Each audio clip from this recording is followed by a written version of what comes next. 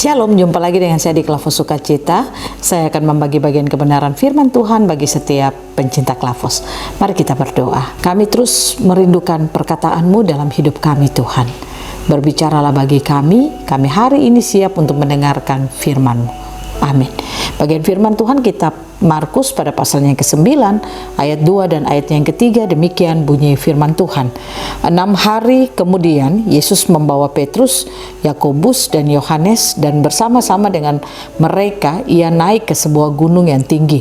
Di situ mereka sendirian saja, lalu Yesus berubah rupa di depan mata mereka, dan pakaiannya sangat putih berkilat-kilat.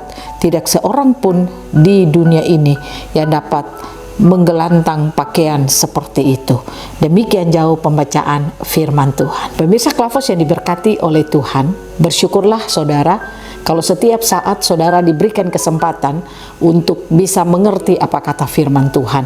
Artinya saudara bersyukur kalau setiap kali pemberitaan-pemberitaan firman itu menjadi kesukaan saudara, membuat rohmu bergelora, membuat engkau memiliki rasa hati yang haus dan lapar untuk terus mau mendengarkan firman, untuk mau diubah seperti apa kata firman.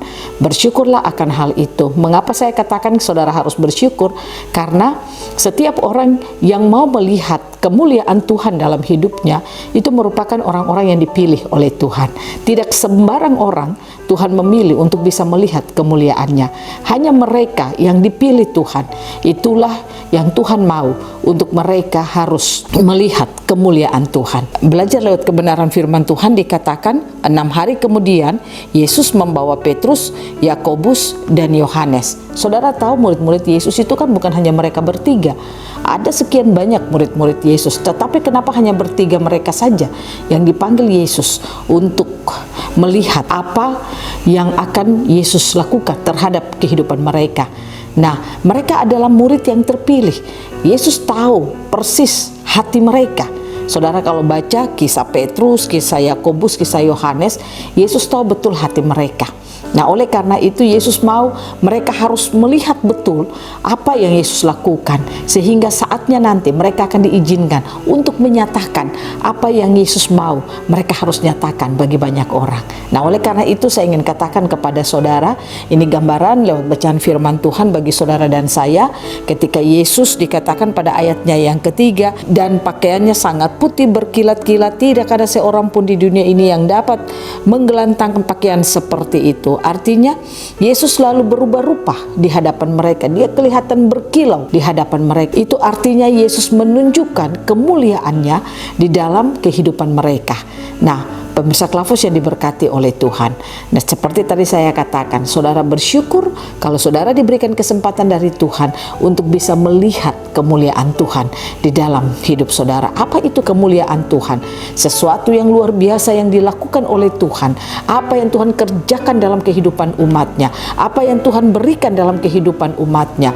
Itu kalau bisa diketahui oleh umatnya, umat itu bisa melihat karya Yesus itu luar biasa dalam kehidupan umatnya. Maka saya percaya akan memampukan saudara dan saya untuk terus bersaksi tentang Tuhan, akan membuat saudara dan saya tidak akan pernah hidup dalam ketakutan, tapi kita akan punya keberanian untuk terus berdiri tegak di tengah-tengah situasi keadaan yang kita alami. Ada banyak orang Kristen menghadapi tantangan. Dia rajin ke gereja, dia rajin beribadah, tetapi ketika dia berhadapan dengan tantangan, dia tidak kuat dengan tantangan. Ada banyak orang yang suka bisa berkhotbah kepada orang, menguatkan orang, tapi ketika dia sendiri berhadapkan dengan situasi sulit, dia sendiri tidak bisa berdiri dengan kehidupan yang tegak di dalam Tuhan. Nah, oleh karena itu mari kita belajar lewat kebenaran firman Tuhan. Kalau saudara masih diberikan kesempatan dengan saya untuk terus mendengarkan firman, untuk terus mengerti apa kata Tuhan, kita mengerti apa yang Tuhan sudah kerjakan dalam hidup kita, apa yang Dia sudah taruh dalam hidup kita, itu merupakan satu kemuliaan yang besar. Mari saudara dan saya belajar untuk terus membangun hidup kita dengan Tuhan, supaya saatnya nanti kita akan mampu untuk berdiri, bersaksi tentang Tuhan di tengah-tengah dunia ini. Tuhan Yesus memberkati kita, firman-Nya jadi berkat bagi kita semua. Amin. Mari kita berdoa. Bapa, terima kasih. Kami rindu Bapa, Engkau terus membawa kami untuk melihat kemuliaan-Mu. Beri kami hati yang terus haus dan lapar, yang mau berserah dikerjakan oleh firman-Mu. Sehingga kami percaya Engkau akan pakai kami untuk menjadi alat-Mu di tengah-tengah dunia ini. Amin. Shalom, Tuhan berkati kita semua.